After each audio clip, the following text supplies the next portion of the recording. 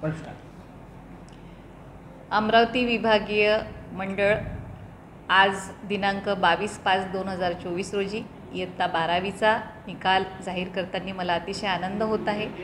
मी नीलिमा टाके, विभागीय सचिव तथा विभागीय अध्यक्ष अमरावती विभागीय मंडळ अमरावती। आज जो निकाल जाहीर झालेला आहे त्यामध्ये अमरावती विभागाचा निकाल हा 93.00% हा जाहीर झालेला आहे। याकरिता सर्व परीक्षार्थी यांचे मी मनपूर्वक अभिनंदन व्यक्त करते। त्याचप्रमाणे त्यांचे पालक, त्यांचे शिक्षक, त्यांचे मुख्याध्यापक आणि परीक्षेच्या कामी जे समाज घटक या परीक्षेमध्ये सहभागी होते त्यासोबतच कार्यालयीन कर्मचारी, अधिकारी यांचं सर्वांचं सुद्धा अभिनंदन व्यक्त करते। निकालाचं वैशिष्ट्य बघता दरवर्षीच्या तुलनेने मुलींचं प्रमाण हे उत्तीर्णतेचं जास्त आहे। यावर्षी अमरावती विभागीय मंडळामध्ये 3.80% विद्यार्थिनीचं उत्तीर्णतेचं प्रमाण हे जास्त असून विद्यार्थ्यांचं प्रमाण त्या तुलनेने कमी असल्याचं आढळून दिसून येते। सुमारे 7% विद्यार्थी हे या परीक्षेमध्ये अपयशी ठरलेले दिसते, परंतु अशा विद्यार्थ्यांनी कुठेही खचून जाऊ नये, तर आगामी होणारी जी परीक्षा आहे इयत्ता 12वीची जुलै आणि ऑगस्ट महिन्यामध्ये जी होते, तर या विद्यार्थ्यांनी या परीक्षेसाठी जरूर प्रविष्ट व्हावं आणि अपेक्षित यश हे संपादन करावं। परीक्षेच्या कामी ज्या घटकांनी या सर्व रिझल्टपर्यंतच्या प्रक्रियेमध्ये आपला सहभाग नोंदवलेला आहे या सर्व घटकांचं मी आभारसुद्धा या निमित्ताने व्यक्त करते।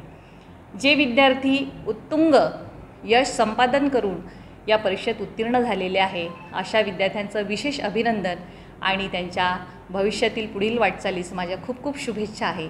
परंतु हे सुद्धा या निमित्ताने अधोरेखित करते की या यशाने आपल्याला थांबायचं नाही, तर असंच यश हे पुढील आपल्याला भावी आयुष्यामध्ये संपादन करायचं आहे।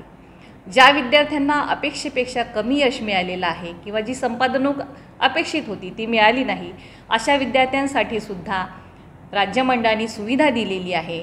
विशिष्ट एखाद्या विषयामध्ये जर आपल्याला अपेक्षित यश मिळालेलं नाही, तर अशा विषयासाठी आपण पुनश्च या परीक्षेला प्रविष्ट होऊ शकता आणि जुलै ऑगस्टमध्ये होणाऱ्या परीक्षेला प्रविष्ट होऊन विशेष मेहनत करून त्या विषयामध्ये गुण संपादनूक घेऊ शकता।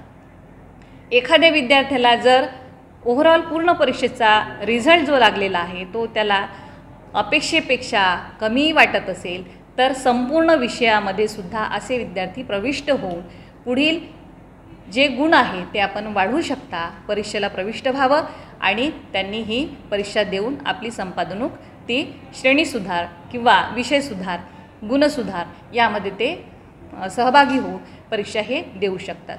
सर्व विद्यार्थ्यांचं या निमित्ताने अभिनंदन। पुढील त्यांच्या भविष्यासाठी माझ्या खूप खूप शुभेच्छा। त्यांच्या वाटचाली ह्या सुखकारक, यशदायी आणि आनंदमयी होऊ अशी ईश्वरचरणी प्रार्थना। धन्यवाद।